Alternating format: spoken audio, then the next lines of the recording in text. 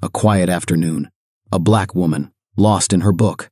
Then suspicion, confrontation, and handcuffs. In mere moments, Camille goes from a respected attorney to a suspect, her only crime, existing in the wrong place. In the wrong eyes. Camille, a distinguished black attorney, never imagined that a peaceful afternoon in a Fort Collins park would turn into a nightmare. But as two officers approach, questioning her presence, their intentions become clear. What starts as a routine interaction quickly spirals into something more sinister. An arrest built on baseless suspicion and racial bias. Witnesses watch in horror, cameras recording every moment, but nothing stops the officers from turning an innocent afternoon into a scene of injustice. Think this was shocking? The fight for justice is just getting started. Subscribe now for more gripping stories that expose the truth and keep you on edge. The afternoon sun casts long shadows over the public park in Fort Collins, Colorado. It's a peaceful day, the kind where the rustling leaves and distant laughter of children create a serene atmosphere. Camille, a highly respected black attorney, sits on a park bench, engrossed in a book. She's always valued moments like these.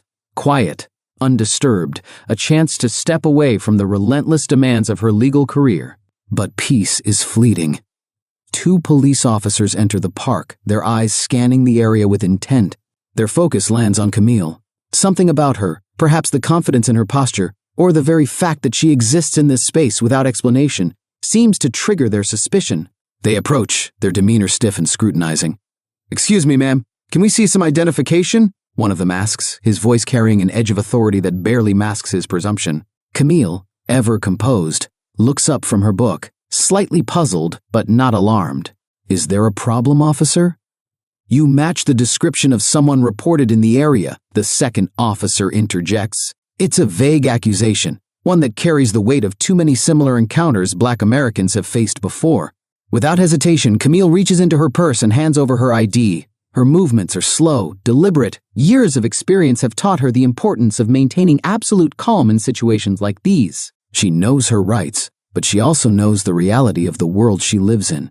The officers inspect her ID, but instead of backing off, their questioning intensifies. "What are you doing here? Do you live in this area? Who are you waiting for?" Their words are sharp, prying, as if her very presence requires justification. Camille keeps her voice steady. "I'm reading. In a public park. That's not a crime." The tension thickens. The officers exchange a glance. An unspoken agreement passes between them. They don't like her resistance, even though she has done nothing wrong. "You need to answer our questions," one officer demands. "I've given you my identification. I have nothing else to say." Camille's patience is wearing thin, but she remains firm. That, it seems, is the breaking point. "Ma'am, step up. Hands where we can see them." Her eyebrows knit in confusion. "On what grounds?" "Resisting arrest." The words come swift and baseless. Before she can react, hands grab her arms. She protests, but it doesn't matter. The cold metal of handcuffs snaps around her wrists. Gasps ripple through the park. People stop, watching in disbelief. Some pull out their phones, recording. A murmur of unease spreads through the crowd, but the officers remain unfazed. Camille, a woman who has spent her career upholding the law, is now being dragged away, her dignity stripped in broad daylight. For what? For reading in a park. The harsh fluorescent lights of the police station buzz overhead, casting a sterile glow over the cold, impersonal walls. Camille sits on a hard bench, her wrists sore from the handcuffs that had been removed only moments ago. The air is thick with the scent of institutional disinfectant, a smell that clings to her clothes, to her skin, a reminder that she has been dragged into a place she does not belong. She takes a deep breath, forcing herself to stay composed. She has spent years inside courtrooms defending clients from wrongful charges, standing against the very injustices that now ensnare her. But none of that matters here. In this moment, she is not Camille, the respected attorney. She is just another black woman caught in the system, her dignity hanging by a thread. A gruff voice breaks through her thoughts. "Stand up!" Camille complies, her movements controlled, but inside rage simmers beneath her calm exterior. She is led to a desk where a uniformed officer barely looks at her as he begins processing her booking. "Name? You have my ID," she replies, her voice measured. The officer exhales sharply, as if even her presence is an inconvenience. He types into his computer, then gestures toward the fingerprinting station. Camille steps forward, and a second officer grips her wrist, pressing each finger onto the scanner with unnecessary force. Ink stains her fingertips. A mark of the system, a mark of injustice. The camera flashes. A mugshot, an image that, if leaked, could shatter her reputation. A photo that tells a false story, one that the world might believe before they ever hear the truth. Camille clenches her jaw as she is ushered toward a holding cell. The heavy metal door slams behind her with a finality that rattles her bones. She sits on the cold bench, wrapping her arms around herself, feeling the weight of every moment. She had seen countless cases like this. Innocent people thrown into the system, accused of crimes they never committed. Now, she is living it. The charge? Resisting arrest, obstructing a peace officer. The irony is suffocating. She had done nothing wrong. There was no resistance, no obstruction, only a refusal to accept the unjust scrutiny placed upon her. And yet, here she is, arrested, processed, treated like a criminal. Time drags, minutes stretch into hours. The quiet murmurs of other detainees echo through the halls, blending with the distant clatter of metal doors opening and closing. Camille forces herself to breathe through the frustration, through the indignity of it all. Then, finally, an officer appears. "You made bail." She is led out of the cell, her body stiff from the hours of waiting. As she steps into the release area, a familiar figure rushes toward her, Marissa. Her friend's eyes are filled with worry, her hands clutching her purse so tightly her knuckles are white. "Camille!" Marissa wraps her in a tight embrace, and for the first time since this nightmare began, Camille allows herself to exhale. "They had no right," Marissa murmurs, pulling back to search Camille's face. "They never do," Camille replies, her voice low but steady. As they step out into the night, the air crisp and cool against Camille's skin, she knows this is far from over. The charges are bogus, the arrest was unjust, and now she must do what she has always done, fight. But this time, the battle is personal. Camille's decision to take legal action is not a spur-of-the-moment choice. After experiencing firsthand the brutality and injustice at the hands of the police, she is driven by an unrelenting desire to make sure that what happened to her does not go unnoticed or unpunished. The arrest, which was both harrowing and humiliating, is more than just a personal affront. It's a reflection of systemic issues that have long plagued marginalized communities. Camille knows she has to fight, not only for herself but for all those who have suffered under similar circumstances. With her legal expertise and fierce determination, Camille begins to prepare for the battle ahead. She understands the intricacies of civil rights law and is determined to use it as a tool to dismantle the unjust systems that allowed this situation to unfold. She works tirelessly, poring over every detail of the incident, assembling a formidable case that highlights not only the physical assault she endured, but the broader patterns of discrimination and abuse within the police force. She collects the necessary evidence, including eyewitness testimonies and official records that support her claims. But it is the video of her arrest that becomes the cornerstone of her case, a powerful visual document that captures the abuse she faced, the callousness of the officers involved, and the unprovoked aggression that escalated a routine encounter into something much darker. When the video of Camille's arrest goes viral, the public response is immediate and overwhelming. People across the nation and even around the world are outraged by what they see. The footage not only shows the physical mistreatment Camille endured, but also speaks to the larger issue of police brutality, racial profiling, and the abuse of power by law enforcement. The video is a stark reminder of the everyday injustices that people of color face, and it strikes a deep chord with communities who have long been victims of similar treatment. Social media becomes a powerful tool for spreading the message, with hashtags calling for justice for Camille trending worldwide. The virality of the video sparks an outpouring of support. Activists, community organizers, and advocacy groups rally behind her, offering resources, legal advice, and financial backing. They see Camille's case as a symbol of the broader struggle for justice and equality. The support comes not only from individuals who have experienced similar injustices, but also from organizations that have been working for years to challenge police misconduct and push for reform. Camille's story becomes a rallying cry for those demanding accountability in law enforcement and systemic change in the way police departments operate. However, despite the surge of public support, Camille faces an unexpected obstacle: her own law firm. Camille had always prided herself on being part of a respected and established legal team, but now in the face of the public nature of her case, the firm hesitates. The partners express their concerns about the repercussions of taking on such a high-profile case, fearing that it could alienate clients, damage the firm's reputation, and potentially provoke backlash from law enforcement or powerful political figures. They are wary of the attention the case is attracting and the risk of becoming embroiled in a protracted, controversial battle.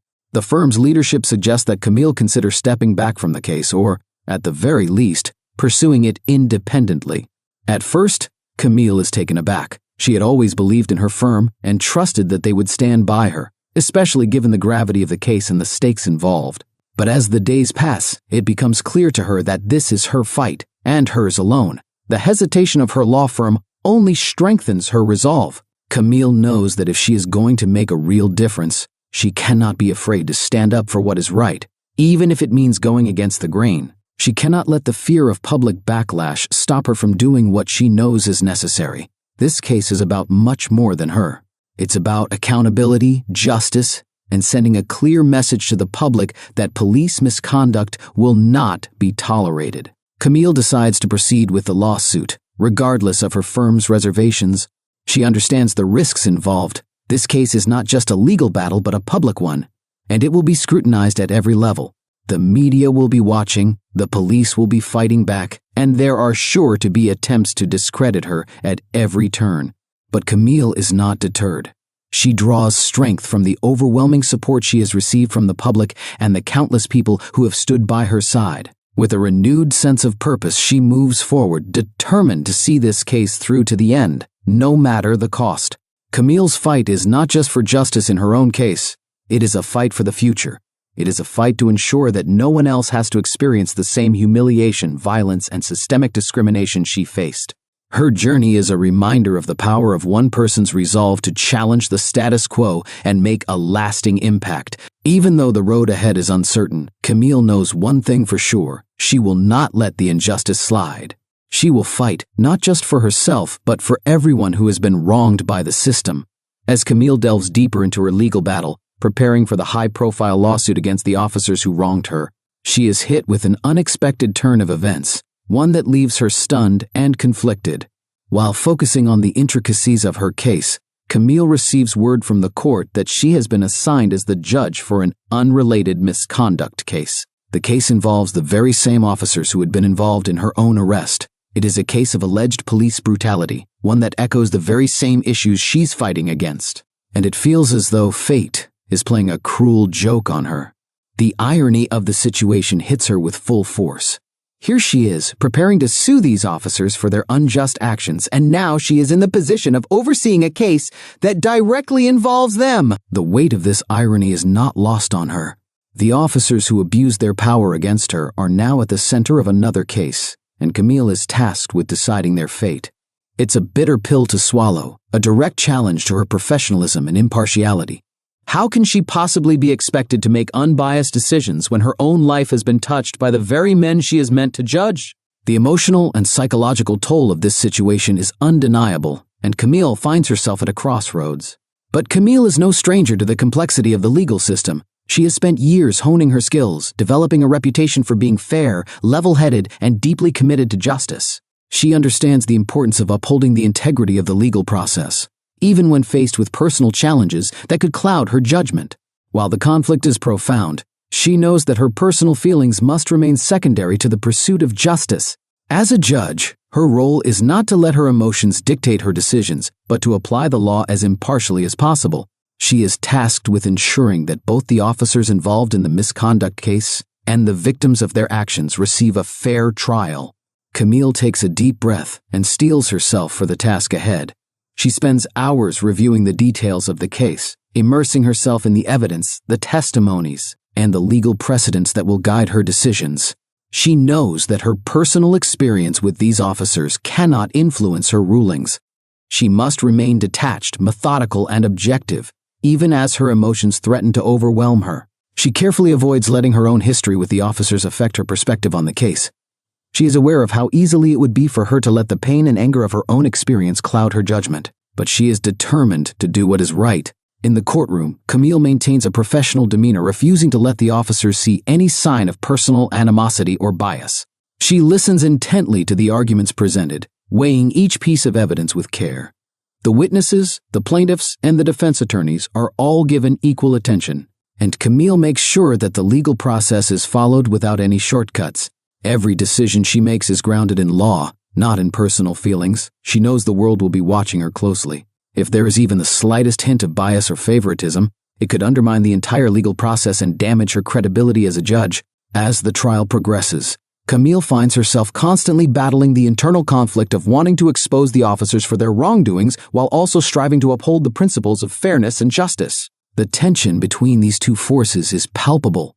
She recognizes the complexity of the situation. The officers are facing serious allegations in the misconduct case, and yet she must ensure that they receive a fair trial, just as any defendant would. It is a fine line to walk, but Camille knows that the only way to truly honor the legal system is by embracing her responsibility to ensure a fair process for everyone involved. In the end, Camille's professionalism shines through. Despite the profound personal conflict, she delivers her verdict with clarity and integrity. The decision is a difficult one, but it is based solely on the facts presented, free of any personal influence. The outcome of the trial may not be what she had hoped for, but she is confident in knowing that she remained true to her role as a judge, and in doing so, upheld the values of justice that she has always fought for. The situation is, without a doubt, one of the most challenging moments in Camille's career. She is forced to reconcile her personal trauma with her professional duty, and it is a test of both her legal acumen and her emotional resilience. But through it all, she proves to herself and to the world that she is capable of remaining impartial, even when faced with the most ironic and difficult of circumstances. Her ability to rise above the conflict and make decisions based on the law, rather than her emotions, is a testament to her strength and unwavering commitment to justice, no matter how complicated the path may be. As the courtroom proceedings begin, the tension in the air is palpable. The officers, Carter and Daniels, are on trial for excessive force in an unrelated case, but for Camille, this trial is anything but ordinary. As the two officers stand before the court, facing serious allegations, they are taken aback when they realize who is presiding over the case. Camille, the very woman they had wronged, is now in the position of power, overseeing the trial that could determine their fate. The irony of the situation is undeniable, but Camille remains composed and professional, ensuring that her personal history with these officers does not influence her role as judge. From the very start, Camille makes it clear that she will remain impartial throughout the trial. She knows that her emotions and personal experiences cannot interfere with her duty to uphold the law. Despite the gravity of the situation, she keeps her focus on the legal proceedings, maintaining a calm and collected demeanor. The officers, clearly uncomfortable under her watchful eye, are left to confront the charges against them without any leniency from the bench. As the testimony begins, the prosecution builds a compelling case. Witnesses describe in vivid detail the brutality of the officers' actions, painting a picture of a clear pattern of abuse. The victims' accounts are chilling, recounting instances where Carter and Daniels used excessive force without provocation. It becomes apparent that these officers have been involved in multiple incidents of misconduct, and the pattern of violence is undeniable. Each piece of testimony adds weight to the case against them, showing that this is not an isolated incident, but part of a broader issue of unchecked police brutality. Throughout the trial, Officer Carter's behavior shifts. At first, he remains stoic, attempting to present himself as a professional who is simply doing his job. But as the evidence mounts and the victims' stories are told, there are subtle signs of regret that begin to surface. His face hardens, and he shifts uncomfortably in his seat, visibly affected by the growing accusations. Though he does not speak out in defense of his actions, his body language betrays his internal struggle. It is a rare glimpse of vulnerability from a man who had once seemed impervious to accountability. On the other hand, Officer Daniels remains more defiant throughout the trial, stubbornly sticking to his story and attempting to justify the officer's actions. The defense team works tirelessly to downplay the severity of the incidents, claiming that the officers acted within their rights and were simply responding to perceived threats. However, their arguments falter as the prosecution presents a detailed timeline of events, showing a clear escalation of force and a complete disregard for the well-being of the individuals involved. The defense struggles to provide a convincing justification for the officers' actions, and it becomes increasingly difficult for them to argue that the use of excessive force was warranted in any of the cases presented. As the trial progresses, Camille's impartiality is put to the test, but she remains resolute. Despite her personal history with the officers, she ensures that every piece of evidence is examined thoroughly and that all parties are given the opportunity to present their case. Her commitment to justice is unwavering, and she carefully weighs the evidence, knowing that the outcome of this trial will have far-reaching consequences. The courtroom remains focused on the facts, and Camille does everything in her power to ensure that the trial remains fair and just. By the end of the proceedings, it is clear that the case against Carter and Daniels is strong. The testimony has painted a damning picture of their actions, and the defense's arguments have failed to adequately explain or justify their behavior. Camille, though emotionally impacted by the events, remains focused on her duty, and the trial concludes with a sense of anticipation. The officers now face the consequences of their actions, and Camille's role as a judge has shown that even in the most challenging circumstances, justice can prevail. After the tense and emotionally charged trial, Camille delivers her final verdict with a steady hand. She rules that officers Carter and Daniels be held accountable for their actions, though not through the harshest possible punishment. Instead, she mandates that they undergo disciplinary action, including a thorough retraining on the proper use of force and ethics in law enforcement.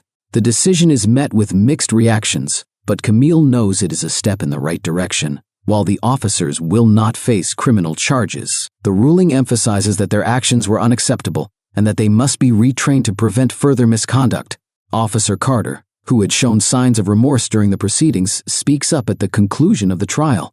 He expresses regret for his actions and the pain they caused, but Camille, unmoved by his words alone, makes it clear that remorse is only part of the solution.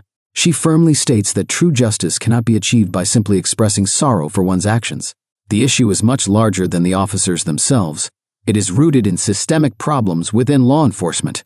Camille stresses that real change cannot come from individual apologies, but requires a complete overhaul of the system that allows such misconduct to occur in the first place. Her words resonate with the public, amplifying the urgency for widespread reform. The case quickly evolves into a symbol of the broader fight against police misconduct.